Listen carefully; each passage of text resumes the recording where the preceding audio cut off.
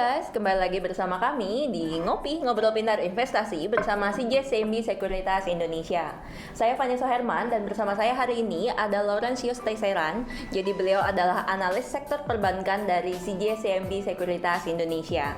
Hai Lau. Halo. Apa kabar? Baik, terima kasih. Nah, jadi nih guys, hari ini kita akan ngobrol-ngobrol nih dengan Lau tentang gimana sih sektor kedepannya dari perbankan Indonesia sendiri. Nah, kemudian kita langsung aja ya. Jadi kemarin nih Lau, setelah The Fed cut suku bunga 0,5% dan juga BI sudah melakukan berbagai stimulusnya dengan cut rate juga, kemudian ada reserve requirement ratio yang dikurangi gitu ya. Nah, kira-kira efeknya tuh apa sih ke saham perbankan kita? Ya, nah jadi memang kalau kita lihat selain The Fed juga trennya central bank in the region itu menurunkan suku bunga. Gitu. Nah, kalau buat Indonesian Bank sendiri, kalau kita perhatikan di siklus-siklus penurunan yang sebelumnya, biasanya penurunan bunga itu dampaknya negatif terhadap margin-margin untuk bank-bank yang besar. Gitu. Bank-bank yang besar dalam hal ini adalah BCA, BNI, Mandiri, BRI gitu ya, lebih seperti itu. Nah, tetapi positif untuk bank-bank yang lebih kecil gitu. Nah, alasannya adalah karena komposisi dari aset sama liability-nya yang berbeda antara kedua kelas bank ini gitu. Bank-bank yang kecil ini memiliki komposisi deposito berjangka ya, term deposits yang lebih besar, sehingga pada saat bunga itu turun, mereka bisa menurunkan biaya beban bunga, ya, cost of funds mereka itu turun lebih dalam daripada penurunan dari sisi kreditnya dan rate-nya, sehingga NIM-nya bisa positif gitu. Selain sebaliknya kalau untuk bank yang besar, karena kebanyakan dari mereka itu memiliki kasa ya, deposito murah gitu ya, kasa yang lebih banyak. Biasanya penurunan dari lending rate-nya lebih tinggi daripada penurunan dari biaya cost of fund mereka gitu, sehingga NIM-nya losing out gitu. Oke. Nah, kemudian mungkin lo bisa jelaskan sedikit nih dari masing-masing big banks kayak BCA, Mandiri, BNI gitu ya, BRI. Nah, kira-kira dari masing-masing bank ini tuh lebih banyak ke segmentasinya tuh kemana sih gitu? Ya, mungkin sebelum segmentasi yang harus dipahami juga adalah bahwa BCA itu among the big banks yang private, cuma BCA saja gitu ya. Yang lain BUMN yang lainnya gitu adalah ya? BUMN. Nah, kalau misalnya masalah segmentasi, BCA itu quite even pembagiannya. Jadi sepertiga dari BCA punya loans itu untuk corporate, segmen korporasi.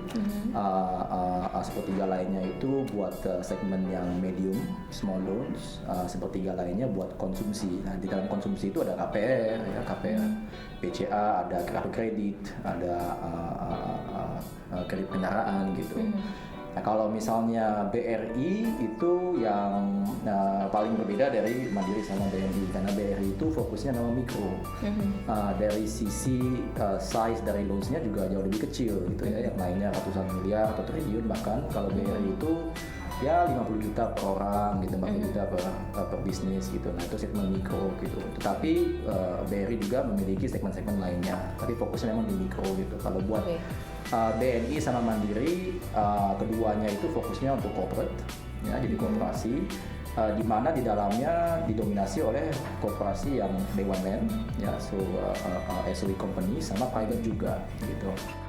Itu sekitar setengah dari mereka dari loan portfolionya. Nah, tetapi selain korporasi, tentunya ada diversifikasi ke segmen-segmen lainnya seperti small loans atau konsumsi juga. Itu KPR juga ada. Oke. Nah, kalau untuk BTN sendiri itu kira-kira segmentasinya lebih ke mana? Ya, kalau BTN itu juga adalah BUMN. Ya, segmentasinya itu majority untuk KPR perumahan gitu. Itu talking about 80 to 90% ya, 90% itu adalah untuk perumahan. Nah, tetapi di dalam perumahannya itu which is KPR ya, tapi ya, itu ada KPR yang subsidi, ada juga KPR yang non subsidi gitu. Non subsidi. Nah, kalau KPR yang subsidi itu basically ya peminjam bisa mendapatkan fasilitas pinjaman dengan harga yang lebih murah ya. Lalu selisih dari bunganya itu ya disubsidi oleh pemerintah gitu. Yang non subsidi ya basically KPR komersil gitu, seperti halnya KPR lainnya. Gitu. Nah, kalau misalkan nih misalkan teman-teman tertarik untuk investasi di saham-saham perbankan gitu ya. Nah, kira-kira hal-hal apa saja sih yang perlu diperhatikan, misalkan dari segi rasionya atau bagaimana sih cara kita memilih saham yang bagus gitu loh? Ya, tentunya mungkin sebelum melihat perbankan ini dari masing-masing banknya gitu ya. Iya, iya.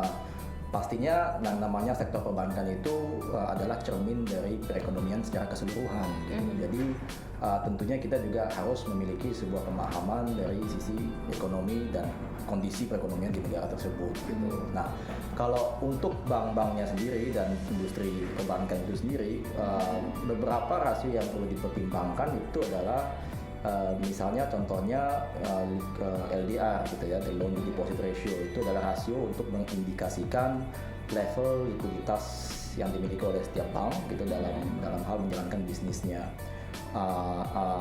Terlalu rendah juga tidak baik, artinya bank tidak berpartisipasi dalam pertumbuhan ekonomi. Terlalu tinggi pun juga artinya adalah liquidity-nya itu cukup tight gitu. Nah, jadi yang range yang biasanya kita inginkan itu adalah di antara 75% LDR ratio sampai 92-95% begitu. Nah, rasio lainnya adalah ada yang namanya cost to income ratio. Nah, cost to income ratio ini untuk mengukur seberapa efisien sebuah bank itu dalam hal mengendalikan dan memanage biaya-biayanya untuk mengenerate income gitu. Kalau buat rasio ini tentunya lebih rendah lebih baik, gitu kan, lebih efisien gitu. Rasio lain yang nggak kalah pentingnya, rasio udah banyak, tapi ini yang utamanya gitu ya. Nah, yang terakhir ini mungkin yang saya ingin sampaikan, rasio yang penting itu adalah NPL ratio. NPL ratio itu mengukur kualitas dari aset atau kualitas dari pinjaman gitu dari sebuah bank. Artinya mengukur kredit macet yang ada dari sebuah bank gitu. Nah, semakin tentunya untuk bagian ini semakin rendah NPL ratio dari sebuah bank semakin baik buat bank tersebut dan sebaliknya begitu, karena tentunya kalau misalnya semakin banyak kredit macet artinya semakin besar juga pencadangan yang harus dilakukan oleh sebuah bank dan itu sifatnya negatif terhadap profit dari sebuah bank. Jadi kita harus seperti itu. Nah, terjadi I guess setelah kita ngelihat makronya seperti apa, ekonominya seperti apa, dan kita analisa setiap banknya seperti apa gitu ya. Kita juga pada akhirnya kalau misalnya mau invest di sahamnya, kita lihat valuasi gitu. Tentunya setiap saham itu ada harganya. Nah, kalau misalnya di bank kita lihatnya itu price to book, multiples atau PE juga bisa. Gitu. Nah, kalau kualitasnya bagus, price to booknya menarik, ya it's a go gitu ya. Oke. Nah, kalau dari analisis lo sendiri nih, kira-kira seperti apa sih yang memenuhi syarat dari ketiga tadi yang sudah disebutkan dan juga valuasinya masih cukup murah? Kira-kira saham bank apa sih? Ya, kalau dari sisi terlepas dari valuasi ya, kalau kita lihat ya, kalau kita analyze rasio-rasio tadi gitu, bank yang memang menunjukkan superior number sama quality itu adalah BCA. Gitu. BCA kalau misalnya kita lihat NIM-nya cukup baik gitu ya, margin-nya, loan to deposit ratio-nya juga sehat gitu, dalam range yang sehat. NPL ratio-nya juga sangat rendah sekali ya, kemampuan bank BCA dalam memanage kualitas dari asetnya juga sudah terbukti, bukan hanya 2 tahun tapi udah berdekade gitu ya. Jadi among the other banks itu memang quality wise itu yang paling bagus, yang paling baik gitu. Akan tetapi valuasinya tidak yang paling murah, gitu, kan? Tapi ya tergantung gitu. Kalau memang ada yang memang lebih prefer bahwa karena kondisi perekonomiannya kurang baik atau masih dalam tahap pemulihan begitu dan pengennya safe, ya some people rela membayar lebih mahal gitu demi sebuah bank yang sifatnya defensif dan bagus gitu kualitasnya. Oke, nah, tapi kalau misalkan kita mau cari yang murah nih loh, kira-kira apa yang udah murah? Kalau kita lihat dari sisi valuasi, BNI itu murah gitu. BNI itu murah, BTN juga sudah murah. BNI itu saat ini price to book-nya itu 1 kali if not lower gitu. Ya, price to book-nya. Nah, ini kita BTN juga sama. BTN 1 kali actually, BTN 1 kali. Nah, ini khususnya buat BNI ya, kita we're talking about sebuah bank yang adalah BUMN, yang adalah bagian dari bank besar, yang ROE-nya 14-15% gitu. Di saat cost of equity di Indonesia ya itu kurang lebih sekitar 13%-an gitu. Nah, artinya adalah kalau dia di bawah buku harganya, below book, itu cukup menarik gitu. Jadi kalau misalnya saya melihatnya adalah kalau buat teman-teman yang tertarik dengan sedikit mengambil resiko, tetapi memang ada upside yang cukup besar ya, high risk high return, low risk low return, seperti itu. BNI is a stock to choose juga gitu. Oke. Nah, kemudian selanjutnya nih Lau. Jadi tahun ini kan kita baru menerapkan PSAK 71 ya. Nah, kira-kira apa sih efek dari PSAK ini ke bank-bank kita? Ya, jadi PSAK 71 itu sebenarnya adalah treatment yang standar ya, sebuah standar treatment yang akan diimplement oleh bank dalam hal pencadangan gitu, dalam hal merekognisi sebuah loss gitu. Nah, perbedaan PSAK 71 sama standar yang sebelumnya itu adalah bahwa PSAK 71 ini sifatnya forward looking gitu. Jadi rather than sudah kejadian lossnya baru mereka cadangkan, PSAK 71 ini adalah kita harus menerka ya kan probability of default dari sebuah aset atau sebuah loans 12 bulan ke depan atau lebih gitu ya.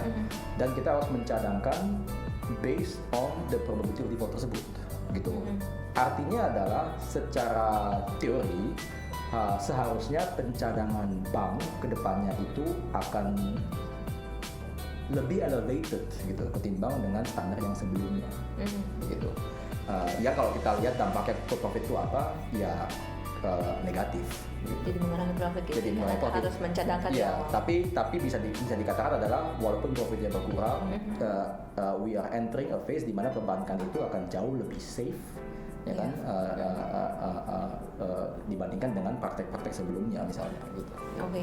Nah, kalau misalkan dari yang lo analisis nih, kira-kira dampak paling besar itu akan terasa di bank apa sih?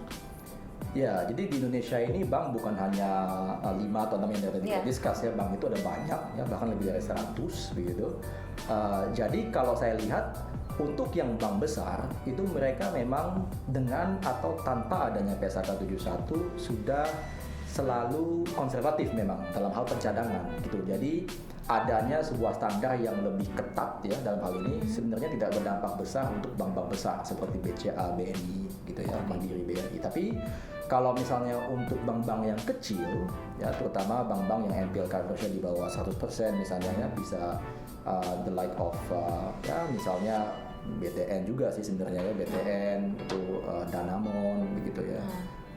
Dan beberapa bank kecil lainnya. Nah, dampaknya bisa lebih keras ke mereka gitu. Nah, secara on relative basis bank kecil itu memang tidak sekonservatif bank-bank yang besar dalam hal melakukan pencadangan di masa-masa sebelum adanya penerapan PSAK 71 ini gitu. Oke, gimana guys? Jadi udah lebih cerah kan? Kita udah dapat pencerahan lah ya ibaratnya dari Lau tentang kedepannya seperti apa sih untuk sektor perbankan kita. Nah, jadi jangan lupa untuk like, comment, dan subscribe YouTube channel kami di CJCMB Sekuritas Indonesia. Sampai jumpa di Ngopi, Ngobrol Pintar Investasi bersama CJCMB Sekuritas Indonesia selanjutnya. Semangat investasi!